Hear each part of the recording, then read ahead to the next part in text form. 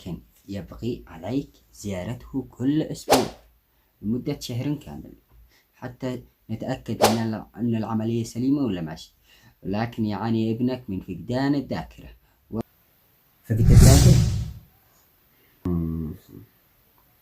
كل هذا مثل العملية بنجاح. خذ ولدك الآن واهتم بولدك وأكلها أكل صحي، ولا تنسى تزورها لنا في الأسبوع القادم. طيب الذاكرة أكون أزوركم كل أسبوع، عودة كل أسبوع. طيب